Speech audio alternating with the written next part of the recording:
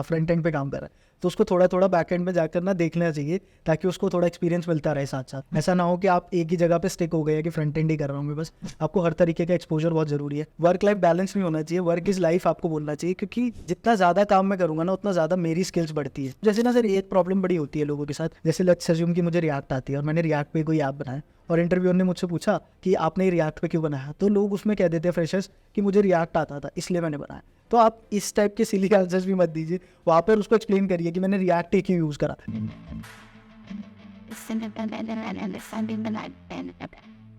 Hi everyone. First of all, many thanks for the great response. We have been receiving good number of views on our videos in the initial days of our YouTube channel, and we really feel motivated.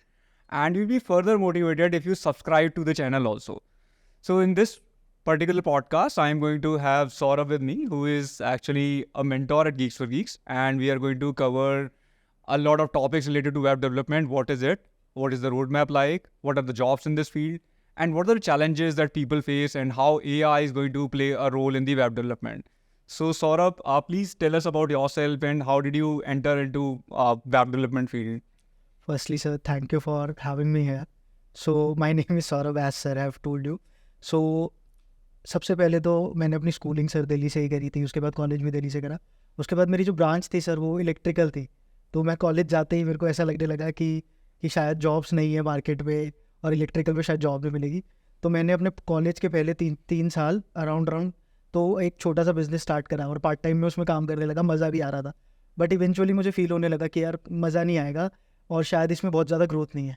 और उसी time मेरे दोस्तों की jobs लग रही थी कि development field में लग रही थी, सॉफ्टवेयर में जा रहे थे, अच्छे पैकेजेस लग रहे थे। सो आई डिसाइडेड कि अब मुझे भी डेवलपमेंट की तरफ जाना चाहिए।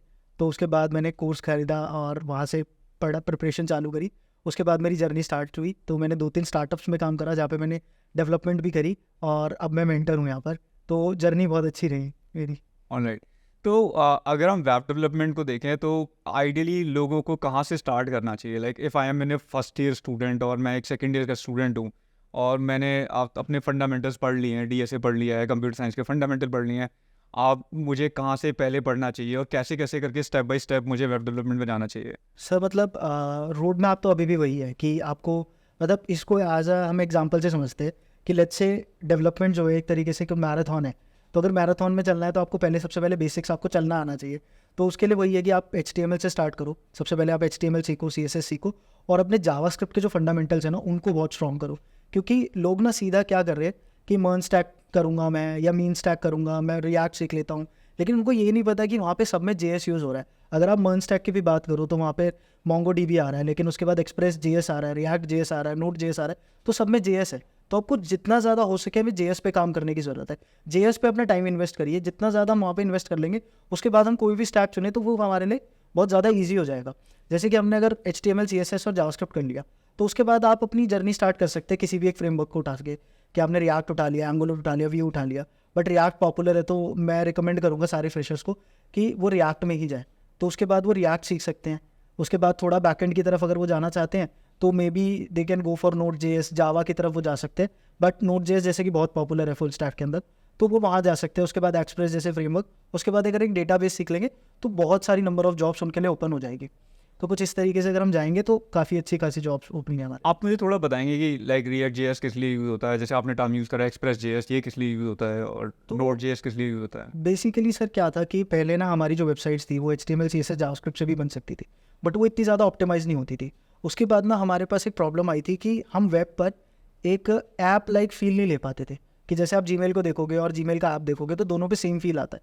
तो वैसी वाली अगर फील हमें चाहिए तो हमें रिएक्ट जैसे फ्रेमवर्क्स का यूज़ करना पड़ता है। अगर हम रिएक्ट का फ्रेमवर्क यूज़ करते तो बहुत ऑप्टिमाइज बनती है हमारी एक तो वेबसाइट्स, जो वेब लाइक फील देती है, और इसमें नंबर ऑफ जॉब्स बहुत ज़्यादा हो जाती है। तो इसको करने से आपको बहुत फ़ायदा होता है। एक्सप्रेस की बात करें तो ये हमें सर्वर बनाने में हेल्प करती है कि वेबसाइट को, जैसे हम लेट्स से कि हमने अपने कंप्यूटर में वेबसाइट बनाई है तो अब सबको दिखाना चाहते हैं तो हम सर्वर बना सकते हैं एक्सप्रेस के थ्रू। और बैकएंड के लिए अगर हम बात करें तो बैकएंड में Node.js यूज़ होता है जिसमें हम जावास्क्रिप्ट का यूज़ करते हैं और वहाँ से बैकएंड लिखते हैं वेबसाइट का पूरा। ऑलराइट। और आपने ऐप की बात करी तो एक जनरली जो लोगों का क्वेश्चन रहता है कि यार ऐप डेवलपमेंट और वेब डेवलपमेंट में क्या डिफरेंस है, और हर कंपनी का एक ऐप भी होता है, और आजकल तो मोबाइल ऐप बेस्ड कंपनी बहुत ज़्यादा है, लेकिन फिर भी वेब डेवलपमेंट की जॉब्स क्यों ज़्यादा है मार्केट में? मतलब सर इसमें ना बहुत सारी चीज़ें हैं जो हमें समझने की ज़रूरत है। पहली बात तो ये कि वेब फ्री होता है, और जबकि ऐप डेवलपमेंट फ्री नहीं है। अगर आप देखोगे, अगर किसी कंपनी को अपना ऐप बनाना है तो या तो उसको गूगल प्ले स्टोर पे डालना पड़ेगा या एप्पल ऐप स्टोर पे डालना पड़ेगा। अब लेट्स अज्यूम कि पहली बात तो अगर जैसे उस पर कोई सब्सक्रिप्शन है तो उसका 30% कंपनी को पे करना पड़ेगा, ऐप स्टोर को या फिर प्ले स्टोर को पे करना पड़ेगा। और लेट्स अज्यूम कि मैं अगर एक iOS डेवलपर हूँ और iOS डेवलपर में अब iOS वालों ने कुछ ऐसी टर्म्स एंड कंडीशन डाल दी है जिससे कि लोगों ने ऐप्स ही बनाना बंद कर दिए, तो एज अ iOS डेवलपर मेरी तो जॉब भी खतरे में आ जाएगी। बट अगर मैं एक वेब डेवलपर हूँ तो वेबसाइट्स का मार्केट बहुत बड़ा है, हर कंपनी की वेबसाइट तो ज़रूर होती ही होती है, और ओपन इंटरनेट है, इंटरनेट फ्री है, वहाँ पे किसी को फीस नहीं देनी हमें। इस वजह से भी वेब डेवलपमेंट की जॉब ज़्यादा है। और जैसे अगर हम आज के एमर्जिंग टेक्नोलॉजीज़ की बात करेंगे, जैसे रिएक्ट की अगर हम बात करते हैं, तो अगर आपने रिएक्ट सीख लिया है तो रिएक्ट का ही एक सब्सिक्वेंट फ्रेमवर्क आता है जिसके अंदर हम रिएक्ट नेटिव के थ्रू उसी वेबसाइट को हम मोबाइल ऐप्स में बना सकते हैं थोड़े बहुत चेंजेस करके। तो ये काफ़ी फ़ायदा रहता है, इस वजह से लोग डेवलपमेंट में ज़्यादा जाते हैं वेब डेवलपमेंट की अगर बात करें। तो यहाँ पर जो व्यूअर्स देख रहे हैं, मैं थोड़ा बता दूं कि अगर आप एक कुछ भी ऑनलाइन बेच रहे हो ऐप पे, चाहे तो आप iOS पे बेच रहे हो चाहे एंड्रॉइड पे बेच रहे हो, अगर आप एक कंपनी हो तो ये लोग जो कंपनी है Google and Apple, they take 30% straight away from your revenue, and specially when this is not a physical product. अगर आप फिजिकल प्रोडक्ट दे रहे हो तो नहीं लेते हो 30%, लेकिन आप कोई सर्विस दे रहे हो, सर्विस देने जैसे सब्सक्रिप्शन वगैरह जैसे courses ही हैं। हाँ, कोर्सेज का, जैसे हमने नेटफ्लिक्स का सब्सक्रिप्शन खरीदा 999 का, तो उसका 30% पहले ऐप स्टोर को या प्ले स्टोर को जाएगा। And there was a big debate about this. अगर आप रिसेंट न्यूज़ देखें तो Google and Apple they were in highlight, a lot of people were talking, शादी.com के शादी.com founder ने लिखा भी है राइट कि ये लगान है। हाँ, so there is a large fees, and उसकी वजह से कई सारे कंपनीज प्रेफर नहीं करते हैं ऐप पे अपने प्रोडक्ट्स पे, ऐप पे अपने they prefer selling their products on the web. और एक पॉइंट मुझे और भी लगता है यार कि ऐसे टूल्स जैसे फ्लटर है राइट, आपको अलग अलग ऐप बनाने की इतनी ज़रूरत ही नहीं है इतना ज़्यादा। अगर आपका बहुत कॉम्प्लेक्स ऐप नहीं है बेसिकली, तो आप बेसिक सा ऐप तो वेब से सीधे ऐप में कन्वर्ट कर सकते हो, डायरेक्ट कर सकते हैं रिएक्ट नेटिव वगैरह के थ्रू, और वो बहुत सारे फ्रेमवर्क्स आ गए। और इसके अलावा सर एक पॉइंट और होता है कि जैसे अगर मैं वेब डेवलपमेंट सीखने जा रहा हूँ तो मुझे एक बहुत ही बेसिक से लैपटॉप की ज़रूरत है, बट अगर मैं ऐप डेवलपमेंट सीखने जा रहा हूँ तो मुझे एक बहुत हाई एंड लैपटॉप की ज़रूरत पड़ेगी, और उसके कोर्सेज भी काफ़ी जो कॉस्टली होते हैं, तो इस वजह से भी काफ़ी लोगों की कम रीच है वहाँ, तो ये भी एक रीज़न होता है। और एक तो अभी जैसे हमने आपकी बात कर ली, और तो एक मेन टॉपिक है जो आजकल हर कोई बात कर रहा है कि राइट, तो अभी लोगों को ऐसा लगने लग गया है कि क्या मुझे वेब डेवलपमेंट में जाना चाहिए, कितने जॉब्स हैं, क्योंकि AI का ग्रोथ हो रहा है बहुत ज़्यादा, तो उस पर आपका क्या कहते हैं? मतलब सर मेरा ये कहना है कि मुझे ऐसा लगता है पर्सनली कि जॉब्स कुछ जाएंगी नहीं, बट जॉब्स उन लोगों की जाएंगी जो लोग अपने स्किल्स को इम्प्रूव नहीं कर रहे, क्योंकि AI अब रेपिटेटिव टास्क को खत्म कर देगा। जो लोग, जिन लोगों को ऐसा लगता था ना कि अब हमारी जॉब में कुछ हमें फनी नहीं हो रहा, कुछ नई सीखने को ही नहीं मिल रहा, उन लोगों की जॉब शायद खतरे में है, बट जो लोग अपने आप को कंटिन्यूसली डेवलप कर रहे हैं उनकी जॉब्स खतरे में नहीं है। और अगर आप देखोगे भी ना, जैसे हम भी इंडीड के साथ पार्टनरशिप कर रखी है, तो अभी भी जाओगे ना फ्रंट एंड बैक एंड की जॉब्स अगर हम देखेंगे तो वो आज भी बहुत ज़्यादा है। बस ये है कि लोग उससे भी ज़्यादा है थोड़ा, बट आपको अगर अगर आप अच्छे हो तो आप बहुत अच्छा कर सकते हो। और हमें, मेरे को ऐसा लगता है कि अपने स्किल्स को कंटिन्यूसली इंप्रूव करने की ज़रूरत है, तो हमारी जॉब्स कोई खतरे में नहीं होगी, और जॉब्स अभी भी है मार्केट में और आगे भी रहेगी, और बहुत सारी जॉब्स मिलने ही वाली। मुझे we run a job portal engaged for example, and we talk to a lot of companies, उसमें भी front end back and development की जॉब सबसे ज़्यादा job for front end back and development. Sir मतलब इसमें ना बहुत सारी चीज़ें होती है, जैसे लोग कहते हैं डेटा साइंस रहेगा। Let's take the example of YouTube. अगर मैं यूट्यूब का UI बहुत अच्छा बना और उस पर पर्सनलाइज रिकमेंडेशन से कुछ जो मैं देखना चाहता हूँ वही नहीं आ रहा, तो भी वो ऐप बेकार है यूट्यूब। लेकिन अगर मैं पर्सनलाइज रिकमेंडेशन बहुत अच्छा कर लूँ, उस पर डेटा साइंस बहुत अच्छा लगा दूँ, ML बहुत अच्छा लगा दूँ, लेकिन उसका UI अच्छा नहीं है, यूजर एक्सपीरियंस अच्छा नहीं है, तो तब भी कोई नहीं देख रहा ना। तो इन दोनों चीज़ों की मुझे लगता है बैलेंस होना बहुत जरूरी है। इन दोनों के इंजीनियर्स की डिमांड इतनी मतलब बैलेंस नहीं रहेगी, जरूरी है। आपको टैप चाहिए जो फास्ट पेस रिस्पॉन्स फास्ट हो, और आप जो बटन प्रेस कर रहे हैं उसका रिस्पॉन्स फास्ट हो और उसका एक्सपीरियंस अच्छा हो। अगर एक्सपीरियंस ही नहीं अच्छा होगा तो पर्सनलाइज रिकमेंडेशन का करूँगा क्या? और दोनों चीज़ बहुत ज़्यादा रिलेटेड है। तो जितना मुझे लगता है कि आपकी बात से मुझे समझ में आया कि डेटा साइंस से जॉब भी इंपॉर्टेंट है, ML के भी आपको रिकमेंडेशन चाहिए, लेकिन फुल स्टैक डेवलपर्स का front end back and developers वो हमेशा रहेंगे। वो लेयर है, मतलब कि पहली लेयर तो आपकी UI है ना सर। जैसे अब मान लो बैंक्स की ऐप होती है, आप थोड़े छोटे बैंक्स को देखोगे तो उनका UI अच्छा ही नहीं होता, तो लोग उनकी ऐप्स को यूज करना प्रेफर ही नहीं कर रहे ना। तो अगर UI पे आपको काम करना, UX पे आपको काम करना बहुत जरूरी है, तो डेवलपर्स तो चाहिए ही चाहिए। और AI आज की डेट में कितना भी एडवांस हो गया है, पर बहुत सारे बिजनेस स्पेसिफिक लॉजिक होते हैं, बहुत सारे कंप्लायंसेस होते हैं, तो सर आप सारा डेटा भी दे सकते ना ऐसे ही, आप सारे डेटा दे नहीं दे भी नहीं सकते ना को, क्योंकि हमें नहीं पता कि वो कहाँ जा रहा है डेटा, कौन उसको पीछे से कंट्रोल कर रहा है, और ऐसी बहुत सारी मतलब बहुत सारे टास्क आ जाते हैं। ऑप्टिमाइजेशंस नहीं कर सकता, AI और AI से भी चीज़ों को बनाने के लिए Actually, सबसे पहले ऐसा कि you can build in house also. हाँ, आप in house बना लो AI, आप perfect producer system in house बना सकते हो, लेकिन फिर भी I mean I need डेवलपमेंटिंग तो चाहिए ही चाहिए, तो ये तो चीज़ें रहेगी शायद। ठीक है, तो हमें दोनों चाहिए। नाउ अब जो क्वेश्चन आता है कि यार हर कोई ये कह रहा है, जैसे आपने बोला कि अगर आपको एक अच्छा फुल स्टैक डेवलपर बनना है, फ्रंट एंड डेवलपर बनना है, बैक एंड बनना है, तो आपको ऐसा बनना है कि आप बोरिंग रिपीटेटिव काम नहीं कर रहे हो, जिससे आप इजीली आसान हो जाओ। तो आजकल बहुत सारी बात चल रही है कि हमको अगर फील्ड में एआई टूल्स को एज ए टूल यूज करना चाहिए, नॉट एनी कंसीडर नहीं करना। हाँ, मतलब एक असिस्टेंट्स की तरह। असिस्टेंट यूज करना है। तो आप उसमें क्या रिकमेंड करेंगे कि मैं अगर एक आज की डेट में डेवलपर हूँ और मुझे बेसिकली लग रहा है कि एआई से अगर मैं यूज करूँगा तो मेरा प्रोडक्टिविटी बढ़ जाएगा, तो what are the tools I should be using and how should be using them? मतलब सर अगर देखो सिंपल से देखें हम चैट जीपीटी, लेट्स से मुझे सर्वर बिल्ड करना है, तो पहले मुझे सर्वर का पूरा कोड लिखना होता है, बट अगर मैं चैट जीपीटी को बता दूँ मेरी रिक्वायरमेंट्स क्या है, तो वो 1 मिनट में मुझे कोड दे देगा और उसके बाद मुझे उसमें कुछ चेंजेस करने हैं। लेट्स से मुझे सर्च फंक्शनलिटी बनानी है, तो सर्च फंक्शनलिटी बनाना बहुत ईजी हो गया है, लेकिन उसके बाद उसको ऑप्टिमाइज करा जा सकता है। लेट्स से चैट जीपीटी ने जो आपको रिजल्ट दिया वो एरे का यूज करके सर्च बार बनाया था, बट आपको पता है कि आपको नॉलेज ज़्यादा है, लॉजिकल आपकी नॉलेज अच्छी है, तो आप वहाँ पे ट्राई यूज करने के लिए उसको बोल सकते हो और वहाँ से आपका काम और ऑप्टिमाइज हो जाएगा, ईजी हो जाएगा। तो इन सब चीज़ों को आप यूज़ कर सकते हो। आप सर्च बार में जैसे लेट्स से अज्यूम की सर्च बार बना रहा हूँ, तो मैं वहाँ पर अगर एआई का यूज़ करके वहाँ पे रिकमेंडेशंस डाल दूँगा तो काम मेरे को ज़्यादा ऑप्टिमाइज़ करके देगा काम। तो वो चीज़ें काफ़ी इंप्रेसिव हो जाएगी। साथ में आप बहुत सारे ऐसे काम खुद से भी मत करो जो कोई एआई यूज कर सकता है, जैसे को पायलट है तो वो कमेंट कर सकता है, हम ये फंक्शनलिटी सर्च कर सकता है, जो अगर आप एक प्रोडक्शन एनवायरनमेंट में वर्क कर रहे हैं तो आपको वो दोबारा से कोड नहीं लिखना है, कमेंट हो जाता है, आपको एक्सप्लेन कर सकता है। पर हाँ, वो सब आप अच्छे से यूज कर सकते हो। आप जैसे भी कंडीशन लिख रहे हो कि मंथ इक्वल टू 5, तो उसमें वो बेसिकली अपने आप कमेंट ऐड कर देगा कि you want this functionality to happen only in May month. तो मंथ इक्वल टू 5 अगर कोई पढ़ने आता तो उसे इतने अच्छे समझ में नहीं आएगा, लेकिन बे लिखा हुआ होगा तो उसको क्लियर हो जाएगा ये चीज बे में चलती है। हाँ, कमेंटिंग बहुत अच्छी है। कमेंट बहुत सी कर सकता है। और शायद अब तो बहुत सारे टूल पे ऐसे भी काम चल रहे हैं कि अपने सूडो कोड लिख के दे दो and they will generate the Python code, तो वाले टूल्स भी आप एक्सप्लोर कर। अब जैसे हमारे पास फिग्मा पे हमने डिज़ाइन क्रिएट करा, तो ऐसे यही टूल्स आ रहे हैं जो उसको पूरा HTML CSS का कोड लिख के दे देते हैं। तो आप इस टाइप के टूल्स भी फ्रंट एंड बनाने के लिए यूज़ कर सकते हैं। And these tools, why to write extra Python code yourself when you have the tool which can generate this? सब आपको आना चाहिए कि कैसे इन सब के साथ मिलके काम करा जाए। अपना असिस्टेंट बनाओ एक को, अपना एनईपी बनाओ। हाँ, तो है। Keep learning about the tools and keep exploring the tools. अगर कोई टूल जनरेट करके दे रहा है तो क्यों लिखना ही क्यों है? हाँ, उसे यूज करके कंपनी की बिजनेस के रिक्वायरमेंट के हिसाब से मॉडिफाई करो। लेकिन आप कंप्लीटली रिलाई मत करो। हाँ, अभी आज की डेट में जो एआई कोड जनरेट कर रहा है भाई, वो गलत भी बहुत गलत है। तो ये चीज़ तो है ही सर, आप किसी के ऊपर डिपेंड हो जाओगे तो फिर वो चीज़ें खराब नहीं हो जाएगी। आपको खुद आना चाहिए। हाँ, खुद आना, ये तो सर बहुत ज़रूरी है। ये चीज़ लोगों को समझना बहुत ज़रूरी है। लोग कहते हैं कि एआई हमारी जॉब ले जाएगा, एआई हमारी जॉब ले जाएगा। अरे पहले आप लगो जॉब पे, पहले तो आप लगो जॉब पे और आप अपने आप को अपनी स्किल्स इतनी इम्प्रूव करो कि आपको कोई रिप्लेस ही ना कर सके। एआई को आप अपना असिस्टेंट ही बना दो बस। तो सौरभ, हमने डेटा साइंस भी कवर कर लिया अभी।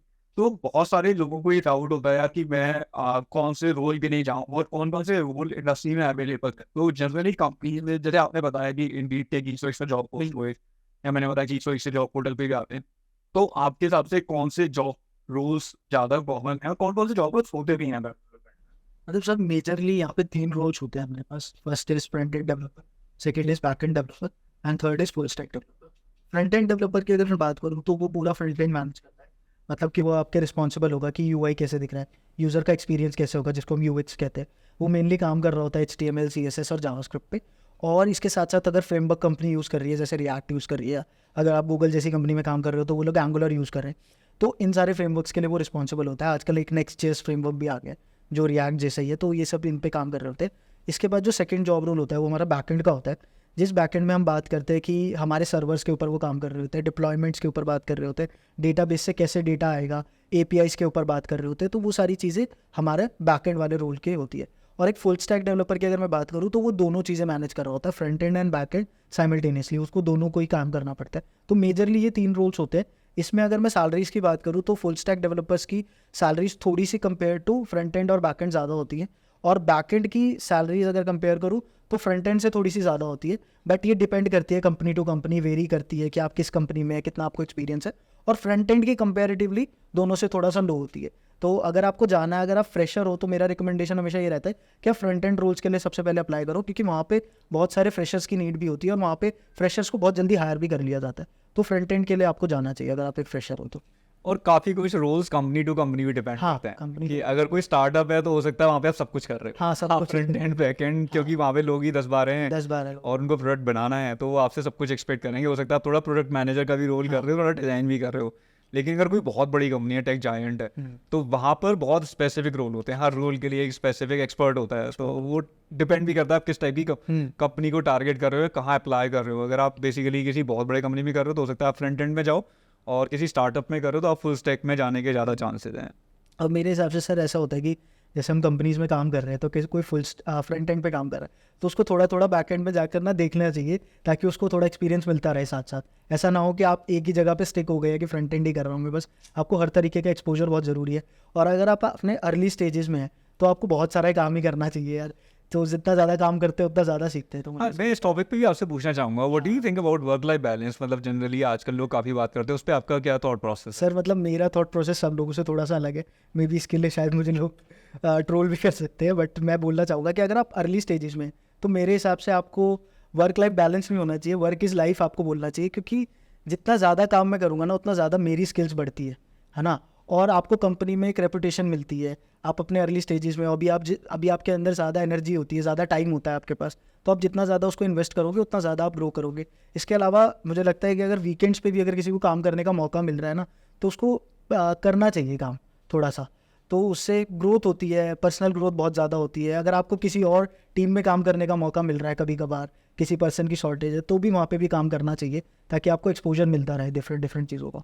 इसमें एक इंटरेस्टिंग स्टोरी है। मेरे जब मैं रुड़की से पास आउट हुआ था, तो मेरे काफ़ी सारे फ्रेंड्स का अलग अलग कंपनीज में जॉब लगा था। तो मेरा एक फ्रेंड था, उसका अमेजोन में जॉब लगा था, और अमेजोन को मतलब रुड़की में ज़्यादातर लोग या पास से पास आउट होने के बाद भी कहते थे कि यार यहाँ बहुत काम होता है, मतलब यहाँ बहुत ज़्यादा काम करते थे। कुछ लोग माइक्रोसॉफ्ट में गए थे, कुछ लोग अडोबे में गए थे। तो मेरा जो अमेजोन वाला फ्रेंड था, मैंने उससे पूछा यार कि मतलब कैसा था, और how do you say about the work, क्योंकि लोग कहते हैं बहुत काम होता है। I met him after 2-3 years and he said कि एक्चुअली काम जाता था, I was doing a lot more work, लेकिन मेरा 2 साल में जो एक्सपीरियंस है यहाँ पर, हाँ, which is double of what I would have learned in any other company that you were talking about. Basically क्योंकि मैंने काम ज़्यादा करा तो मेरी लर्निंग ज़्यादा हो गई, मेरी ग्रोथ ज़्यादा हो गई। हाँ। तो this is again something that you need to decide. अगर आपको लगता है आपको आराम करना है तो आप वैसा कंपनी चूज कर सकते हो, वैसा कर सकते हो, लेकिन अगर आप थोड़ा ज़्यादा मेहनत करोगे तो हो सकता है आपका ग्रोथ भी ज़्यादा होगा। ग्रोथ भी सर, मतलब मैंने तो जो अपनी लाइफ में देखा है कि मुझे बहुत टाइम नहीं हुआ, लेकिन मैंने बहुत ज़्यादा काम कर करके ज़्यादा सीखा है।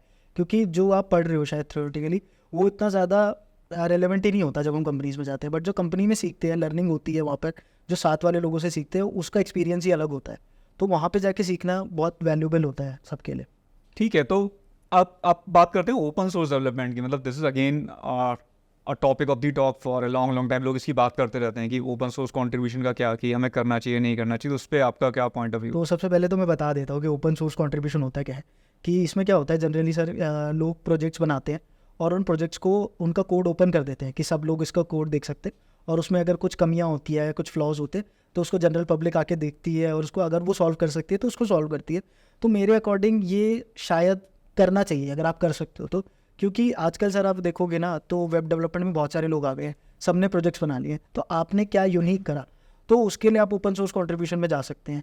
कि जैसे डेविन एआई आया था, उसके बाद एक ओपन सोर्स प्रोजेक्ट आया देविका एआई, जो डेविन जैसा था बट ओपन सोर्स था। अगर आप वहाँ पे जाके कुछ कंट्रीब्यूट कर पाते हैं तो वो आपके लिए एक लर्निंग होती है, क्योंकि आप पहली बात तो बड़े बड़े लोगों का कोड्स देख रहे हैं वहाँ पे, तो कोड को समझना ही एक चैलेंज है। तो अगर आप उस कोड को समझ रहे हो तो पहले आपकी लर्निंग हो रही है, और अगर आप उस कंट्रीब्यूशन कर पा रहे हो वहाँ पर, तो आपकी बहुत ज़्यादा लर्निंग हो रही है। और इंटरव्यूअर्स को ये काफ़ी ज़्यादा एक्साइटिंग लगता है कि एक पर्सन ने कुछ अलग करा है, और वहाँ पे हमेशा गिटहब रेपो पे आपका नाम रहेगा, आपकी फ़ोटो रहेगी, तो वो आपके लिए भी काफ़ी एक प्राउड मोमेंट होता है। तो मुझे लगता है ओपन सोर्स कंट्रीब्यूशन की तरफ हम लोगों को जाना चाहिए, है ना। और इंडियंस काफ़ी जा भी रहे हैं सर भी रिसेंट में। ओपन सोर्स कंट्रीब्यूशन से आपका कनेक्ट भी बनता है। जब हाँ। बिग गाय लुक्स एट कि किसने इंप्रूव करा है कोड, हाँ। And he might connect with you also, and you might get a job also. Job मतलब रेफरेंस मिल सकता है हमें, बहुत अच्छा। और रिज्यूमे में अगर लिखा होगा कि मैंने ओपन सोर्स में कंट्रीब्यूट करा है और किसी बिग प्रोजेक्ट में अगर कर दिया, तो वो आपके लिए एक बहुत प्राउड मूवमेंट है। तो ये सब चीज़ें तो कर ही सकते हैं हम लोग। एंड इन जनरल जैसे ओपन सोर्स प्रोजेक्ट्स तो इज वन थिंग। अगर मैं कॉलेज में हूँ तो मेरे लिए प्रोजेक्ट कितने इंपॉर्टेंट होते हैं, मुझे किस टाइप के प्रोजेक्ट पिक करने चाहिए अगर मुझे वेब डेवलपर बनना है तो? अभी देखिए सर, अगर इंडिया का ट्रेंड देखें ना, तो सब लोग ना वेब डेवलपमेंट कर रहे हैं लेकिन वही प्रोजेक्ट्स बना रहे हैं। जैसे सब लोग एक फूड डिलीवरी ऐप बना देंगे, ई कॉमर्स वेबसाइट बना देंगे, पोर्टफोलियो वेबसाइट बना देंगे। तो हमें ये चीज़ समझनी पड़ेगी कि यार ये तो सबके पास है, हम क्या यूनिक कर रहे हैं। अब लेट्स से मैंने बनाया यूट्यूब, तो यूट्यूब पे सबने कार्ड्स लगा दिए, एक सर्च फंक्शनैलिटी लगा दी, यहीं तक लोग खत्म कर देते हैं। बट आप वहाँ पर जाके सॉकेट अपना इंप्लीमेंट कर सकते हैं कि लाइव कैसे जाया जा सकता, तो आपने कुछ यूनिक कर दिया ना वहाँ पर, तभी तो आपको रिकग्निशन मिलेगी। वहाँ पर आपने डाल दिया कि वहाँ पे जो वीडियो प्लेयर था उसको आप अच्छा एक्सपीरियंस कैसे दे सकते हैं, आपने शॉर्ट्स इंप्लीमेंट कर दिए वहाँ पर। तो आपको, मेरे को लगता है जो पुराने प्रोजेक्ट्स हैं ना उसी में कुछ अलग करना चाहिए और नए नए यूनिक प्रोजेक्ट्स को भी ट्राई करना चाहिए। कई बार क्या होता है, हमारे छोटे छोटे प्रोजेक्ट्स भी ना बहुत कुछ चेंज ला सकते हैं, तो आपको उन चीज़ों को भी, नई नई चीज़ों को ट्राई करते रहना चाहिए, पुराने प्रोजेक्ट्स पे स्टिक करके नहीं रहना चाहिए। इनफैक्ट जब आप बता रहे हो तो मुझे भी काफ़ी सारे आइडियाज है उसमें कि आप यूट्यूब के किसी वीडियो में आप क्वेश्चन आंसर बना सकते हो, AIML यूज़ कर सकते हो कि वीडियो को समरी जनरेट करके रिकमेंडेशन सिस्टम बना सकते हैं हम वहाँ पर, नई नई चीज़ों को समझ सकते हैं। अब जैसे ना सर एक प्रॉब्लम बड़ी होती है लोगों के साथ, जैसे लेट्स अज्यूम कि मुझे रिएक्ट आती है और मैंने रिएक्ट पे कोई ऐप बनाया और इंटरव्यूअर ने मुझसे पूछा कि आपने रिएक्ट पे क्यों बनाया, तो लोग उसमें कह देते हैं फ्रेशर्स कि मुझे रिएक्ट आता था इसलिए मैंने बनाया। तो आप इस टाइप के सिली आंसर्स भी मत दीजिए, वहाँ पर उसको एक्सप्लेन करिए कि मैंने रिएक्ट ही क्यों यूज़ करा, मतलब आप उसके लिए एक आंसर रेडी करके रखिए अपने। तो ये सब टेक स्टैक आपने क्यों यूज़ करा है, ये चीज़ें कंपनी में बहुत देखी जाती है, क्योंकि जब भी कोई प्रोजेक्ट डिसाइड होता है तो उसमें टेक स्टैक का पहले एक पार्ट होता है कि आप जहाँ पे वो टेक स्टैक डिसाइड करते हैं कि ये टेक स्टैक इसमें सबसे बेस्ट रहेगा। तो ये सब चीज़ें भी आपको ध्यान रखनी चाहिए जब भी कोई project टेक्नोलॉजी का तो हर किसी हाँ। का एक रीजन होता है। मतलब रिएक्ट था फिर भी नेक्स्ट.js आया, हाँ। तो मैंने अपनी कंपनी में लोगों से पूछा है नेक्स्ट.js हम क्यों यूज़ कर रहे हैं, हाँ। तो दे सेड कि हमें एसईओ के पॉइंट ऑफ व्यू से यूआरएल हाँ। चेंज नहीं होता है रिएक्ट में, हाँ। तो we want the Next JS to be there so that we can change the URL. हाँ। So that is the reason, that is one reason. I don't know, मतलब मैं इतना ज़्यादा डेवलपमेंट में नहीं हूँ, हाँ। लेकिन मुझे एक रीजन उन्होंने बताया और भी रीजंस होंगे, that's why they started moving from React to मतलब बहुत सारे रीजन है उसमें, सर्वर साइड रेंडरिंग और क्लाइंट साइड रेंडरिंग का भी फ़र्क होता है, एसईओ का तो बहुत बड़ा फ़र्क है ही, तो वहाँ पे बहुत सारी चीज़ें यूज़ हो रही हैं। तो वो रीजंस आपको पता होना हाँ, वो चाहिए। रीजंस आपको पता होने चाहिए। ऐसा नहीं कि आपने एक टेक स्टैक सीख लिया, आपको बस वो आता है तो आप सब कुछ उसमें ही करे जा रहे, क्योंकि इंटरव्यूअर को ना एक नेगेटिव इम्पैक्ट देता है, मुझे लगता है ऐसा कि आपने बोल दिया कि मुझे आता था तो मैंने कर दिया, ऐसा नहीं होता यार। आपको पहले पूरा रीज़न समझना चाहिए उसके बारे में कि आप क्यों करें। ये चीज़ फंडामेंटल्स में भी होती है। अगर आप बेसिकली, बहुत सारे लोग ऑब्जेक्ट ओरिएंटेड प्रोग्रामिंग के कॉन्सेप्ट पढ़ रहे होते हैं, हाँ। पढ़ लेते हैं इनहेरिटेंस में कोड रीयूज होता है, या फिर यहाँ पर ये पॉलीमॉर्फिज्म में ये होता है, लेकिन आपको एक प्रैक्टिकल एग्जांपल के साथ समझ में आ रही कि मैं अगर एक कंपनी में टीम लीड हूँ, टेक लीड हूँ, और मेरी कंपनी में अगर ये करके फाइल्स हैं, ऐसे करके सॉफ्टवेयर बनाया, तो मैं क्यों इनहेरिटेंस यूज़ करूँ? हाँ, क्यों inheritance उस पॉइंट ऑफ व्यू से आपको समझ में आता है। समझ पूरा आना चाहिए सर। जैसे अब छोटा सा एग्जांपल लेते हैं, मैंने पहले भी बताया कि अगर मैं एक सर्च बार की फंक्शनलिटी बना रहा हूँ, अब मैं उसको एरे से भी इंप्लीमेंट कर सकता हूँ, बट आपको पता होगा कि ट्राई डेटा स्ट्रक्चर का अगर मैं वहाँ यूज़ करूँगा तो वो और ज़्यादा एफिशिएंट हो जाएगा। तो आपको ये लॉजिक बिल्डिंग, ये सब टेक स्टैक क्यों यूज़ कर रही है, ये सब चीज़ें पता होनी चाहिए। ये आपको एक डेवलपर से एक अच्छा डेवलपर बनने में हेल्प करेगा कि आपको पता है, रीजंस पता है हर चीज़ के जो आप कर रहे हो। अपने आप से क्वेश्चनिंग करना स्टार्ट करिए कि मैं ऐसा क्यों कर रहा हूँ। Alright, thank you Saurabh for joining us today, and final कुछ इंटरव्यू टिप्स आप देना चाहें लोगों को? मतलब सर इसमें तो मैं बोलना चाहूँगा कि मैंने जो अपनी लर्निंग बहुत सारी करी है ना, वो इंटरव्यूज़ के थ्रू ही करी है। तो मैं जब भी किसी इंटरव्यू को देने जाता था और मैं उसमें जो भी क्वेश्चंस मुझसे पूछे जाते थे तो मैं उनकी एक लिस्ट बना लेता था, और अल्टीमेटली मैंने 5-6 इंटरव्यूज़ के बाद ये एक्सपीरियंस करा कि क्वेश्चंस रिपीट हो रहे हैं। तो ये वाली इंटरव्यू टिप मुझे लगता है सबसे ज़्यादा इफेक्टिव होती है, तो ये सबको यूज़ करनी चाहिए। और अपने बेसिक्स को बहुत ज़्यादा स्ट्रॉन्ग करो और अपने अंदर कॉन्फिडेंस लेकर आओ। और मतलब आप जैसे 6 महीने के लिए आपने प्लान करा है कि मैं वेब डेवलपमेंट सीख रहा हूँ, तो 3 महीने करने के बाद ही यार इंटरव्यू देना स्टार्ट कर दो, वो आपके एक मॉक इंटरव्यूज़ की तरह होंगे। तो यही थी सर मेरी तरफ से। तो I always say these things. These are very very good points, and I always say कि इंटरव्यू देना लोग मिस कर देते हैं। लोग 1 साल तैयारी करते हैं लेकिन इंटरव्यू देते हैं। हो सकता है यार आपका 3-4 महीने की तैयारी के बाद एक ही जॉब लग जाए, अब इंटरव्यू तो दो। हाँ, और मतलब मैं ये कहता हूँ कि जैसे लोग ना कुछ इंटरव्यूज़ देने के बाद थोड़ा सा डिमोटिवेट हो जाते हैं कि मेरा तो हो नहीं रहा। जो इंटरव्यू आपका नहीं क्रैक हो रहा ना, वो आपका एक मॉक इंटरव्यू था, उसको बस यही समझो कि वो मेरा एक मॉक इंटरव्यू था। और thousands of companies हैं यार, एक में नहीं हो रहा दूसरे में करते फिर में रहो। हो जाएगा। Right. So that is all guys in this podcast. Really enjoyed talking to you Saurabh, and thank you, and keep watching guys.